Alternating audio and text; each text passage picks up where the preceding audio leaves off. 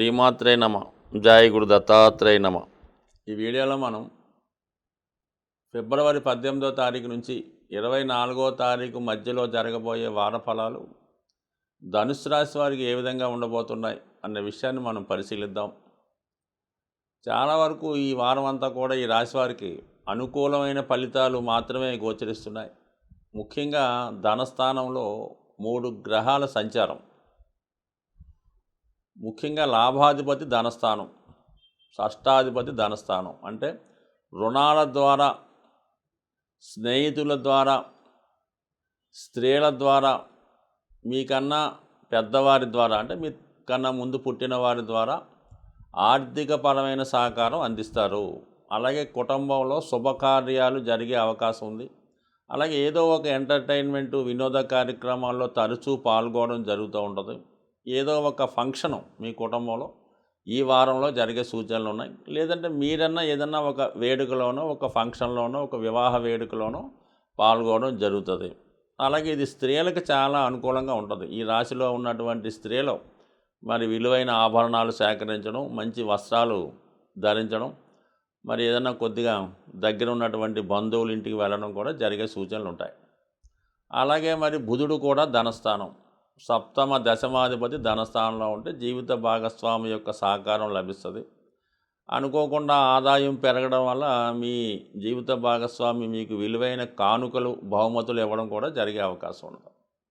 ఇక కుజుడు ఉచ్చస్థానంలో, ధనస్థానంలో ఉండడం వల్ల కుటుంబంలో ఆర్థిక సంబంధించిన విషయాల్లో చర్చ కలుగుతుంది. చిన్న చిన్న అభిప్రాయ భేదాలు కుటుంబ సభ్యుల మధ్య తలెత్తే అవకాశం ఉంది. అంటే ఏదన్నా ఒక 2 శత్రుగ్రహాలు ఒక భావంలో ఉంటే ఆ భావానికి సంబంధించిన ఫలితాలు కొంత కాంట్రవర్సీ ఏర్పడుతూ ఉంటుంది. సో ఇక్కడ బుధుడు, శుక్రుడు ఒక వర్గం, కుజుడు ఒక వర్గం. సో ఈ కారణం వల్ల కుటుంబంలో మనస్పర్ధలు, మాట పెరిగే అవకాశం ఉంది. ధనం కూడా చాలా విచ్చలవిడిగా మంచినీళ్ళ ఖర్చు అయ్యే అవకాశం ఉంది. అంటే జరుగుతూనే ఉంటుంది, కానీ చికాకు పడుతూ ఉంటారు. కుటుంబ సభ్యుల మధ్య విమర్శలు ఎదురవుతూ ఉంటాయి. సో ఇది పక్కన పెడితే తృతీయ స్థానంలో రవిగ్రహ సంచారం శనితో కలిసి, అంటే ప్రభుత్వ పథకాలు మీకు అనుకూలంగా రావడం, ప్రభుత్వం ద్వారా జరగవలసిన కార్యక్రమాలు సకాలంలో జరగడం, అలాగే ప్రభుత్వ పదవి కోసం ఏదైనా నామినేషన్ పోస్ట్ కోసం ప్రయత్నిస్తున్న వారికి కంపల్సరీగా ఈ సమయంలో కొంత ఫైలు ముందుకెళ్ళి ప్రోత్సాహకరంగా ఉండే అవకాశం ఉంది. అలాగే ఉద్యోగ ప్రయత్నాలు 100% ఫలిస్తాయి. సో ఏదైనా మొత్తం 5 గ్రహాలు కూడా ఈ శని సంబంధించిన రాశుల్లో ఉండడం వల్ల ఫలితం అయితే 100% జరుగుతాయి, కానీ ప్రతి కార్యక్రమం ఆలస్యం అవుతూ ఉంటుంది. ఇక గురుబలం చక్కగా 100% ఉంది. గురువు భరణి నక్షత్రంలో సంచరిస్తూ శుక్రుడు ధనస్థానంలో ఉండడం, అంటే ఎక్కువగా ధనం, రుణం ఎక్కువగా దీని చుట్టూ తిరుగుతుంటుంది ఈ వారం అంతా. అలాగే పిల్లల యొక్క అభివృద్ధి, వాళ్ళకి ఉద్యోగాలు రావడం కానీ, వాళ్ళ వివాహాలు సెటిల్ అవ్వడం కానీ, కొన్ని సంతానం విషయంలో శుభవార్తలు 100% వింటారు. అలాగే ముఖ్యంగా శుక్రగ్రహ బలం ఈ వారం అంతా అనుకూలంగా ఉండడం వల్ల స్త్రీలకి చాలా అనుకూలంగా ఉంటుంది. అలాగే వ్యక్తిగతంగా స్త్రీల ద్వారా మీకు ఆర్థిక సహకారం కానీ, కుటుంబ శ్రేయస్సు కోసం మీకు సహకరించడం కానీ జరిగే అవకాశం ఉంది. ఇంతవరకు ఓకే. దశమస్థానంలో కేతువు వృత్తి మీద అంత శ్రద్ధ పెట్టనివ్వడం, ఉన్నటువంటి అంటే ప్రస్తుతం చేస్తున్నటువంటి వృత్తి వ్యాపారాల మీద శ్రద్ధ తగ్గి వేరే వాటి మీదకి ధ్యాస పెరుగుతూ ఉంటుంది. సో ఆ కారణం వల్ల అంటే వ్యాపారం కొంత సజావుగా సాగకపోవడం కానీ, ఉద్యోగపరంగా శ్రద్ధ లేకపోవడం వల్ల కొన్ని ఇబ్బందులు తలెత్తే అవకాశం ఉంది. కాబట్టి సాధ్యమైనంత వరకు వృత్తిపరంగా శ్రద్ధ పెట్టడం మంచిది.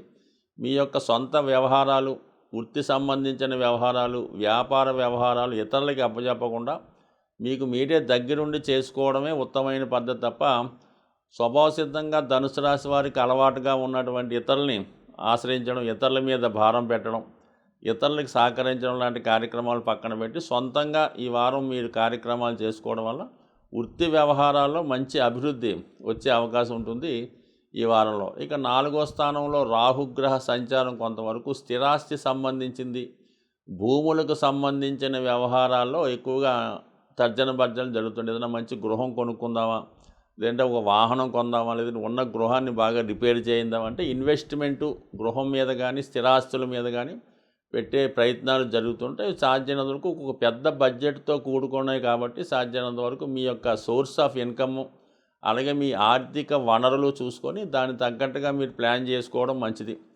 సా చాలా వరకు ఏంటంటే తక్కువ సోర్స్ ఉండి ఎక్కువ బడ్జెట్ పెట్టుకుంటే అది మధ్యలో ఆగిపోయి ఇబ్బంది పడే అవకాశం ఉంది. అంటే ప్రస్తుతానికైతే శని యొక్క ఫలితం బాగుంది, కానీ మరి త్వరలో మారుతున్నటువంటి ఈ అర్ధాష్టమ శని వచ్చే టైంలో ఈలోగా ఏంటంటే కొన్ని పెట్టుబడులు మధ్యలో ఆగిపోవడం కానీ, పెద్ద పెద్ద ప్రాజెక్టులు పెడితే ఇబ్బంది పడడం జరిగే అవకాశం ఉంది. కాబట్టి తొందరగా పూర్తయ్యే వ్యవహారాలు అంటే ఏదైనా ఒక సంవత్సరంలో పూర్తయ్యే వ్యవహారం, ఏదో బిజినెస్సా, ఏదో ఒక వ్యవసాయమా, లేదంటే ఒక గృహ నిర్మాణమా, ఒక అపార్ట్మెంట్ కట్టుకోవడమా, లేదంటే ఎవరితోన్నా కలిసి ఒక సంవత్సరం కాలం పాటు ఏదైనా బిజినెస్ లాంటివి చేయడం అన్నది ఆలోచించినప్పుడు తొందరగా పూర్తయ్యే వ్యవహారాలు చేసుకుంటే మంచిది. 2-3 సంవత్సరాలు పట్టే కార్యక్రమాలు అయితే మాత్రం ఖచ్చితంగా డ్రాప్ అవ్వడం మంచిది.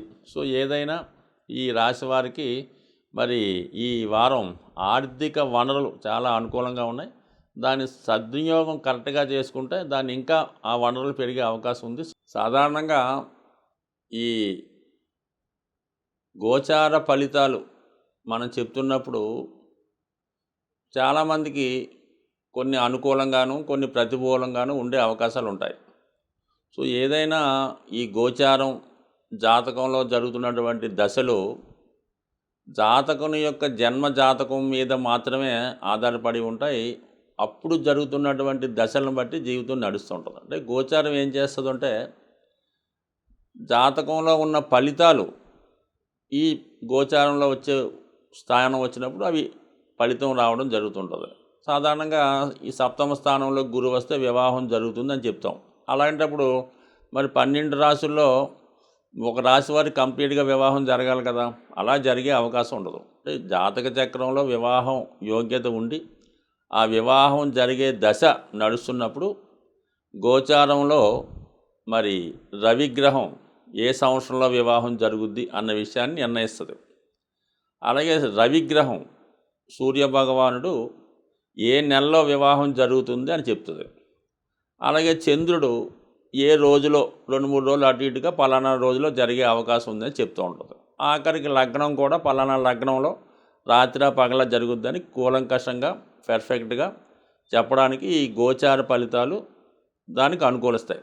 అసలు జన్మజాతకంలోనే ఈ వివాహ యోగ్యత లేనప్పుడు, ఆ వివాహ యోగ్యత దశ రానప్పుడు గురువు వచ్చినా లాభం లేదు, చంద్రుడు వచ్చినా పనిచేయదు. కాబట్టి ఇంపార్టెంట్గా జాతకం ఇంపార్టెంటు.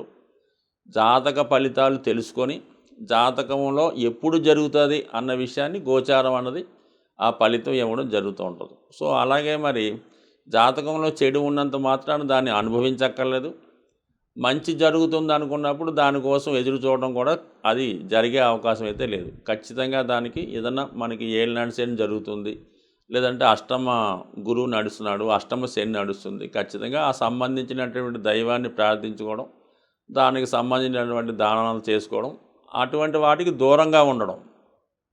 అలాగే మంచి జరిగినా కూడా అదేమీ వచ్చి మన మీద అయితే పడిపోదు. దానికి తగ్గ ప్రయత్నం చేసుకోవడం, దానికి అనుకూలంగా మనం తీర్చిదిద్దుకున్నప్పుడు ఖచ్చితంగా మనకు ఆ ఫలితం వస్తుంది. మనకి ఏదో పోలీస్ డిపార్ట్మెంట్లో జాబ్ వచ్చే అవకాశం ఉంది ఒక విద్యార్థికి, వాడు ఇంట్లో పడుకుంటే ఎట్టి పరిస్థితులు కూడా రాదు. ఖచ్చితంగా వాడు దానికి తగ్గ ట్రైనింగ్ అవుతూ వాకింగు, రన్నింగు, ఫిజికల్ ఫిట్నెస్ చేసుకుంటూ దాని ఎగ్జామ్స్లో పాస్ అయ్యి ఆ పోస్ట్కి రెడీగా ఉంటే 100% వాడి పోస్ట్ వస్తుంది.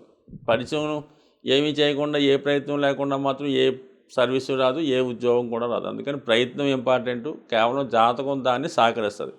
అసలు జాతకంలో ఉద్యోగం లేదన్నా కూడా ప్రయత్నం చేస్తే ఉద్యోగం వచ్చే అవకాశం ఉంటుంది. సో ఏదన్నా జన్మ జాతకం ప్రయత్నం ఇంపార్టెంట్. బట్ అన్ని చర్యలకి కూడా ప్రతి మానవుడు ఖచ్చితంగా మరి సూర్య భగవాన్ని ఆరాధించడం, ఇంకా కొద్దిగా ఓపిక ఉన్నవాడు నవగ్రహాలను ఆరాధించడం, ప్రతిరోజు కూడా వాడు గృహంలో అనుకూలిస్తే గృహంలో పూజ చేసుకోవడం, గృహంలో అనుకూలంగా లేనివాడు ఏదో ఒక టెంపుల్లో వెళ్ళి పూజ చేసుకోవడం అన్నది అనుకూలమైన పద్ధతి. ఈ విధంగా దైవం మీద భారం వేస్తే, దైవాన్ని గట్టిగా నమ్మితే ఈ నవగ్రహాలన్నీ కూడా దైవానుగ్రహంతో మీకు ఖచ్చితంగా అనుకూలించే అవకాశం ఉంటుంది. స్వస్తి.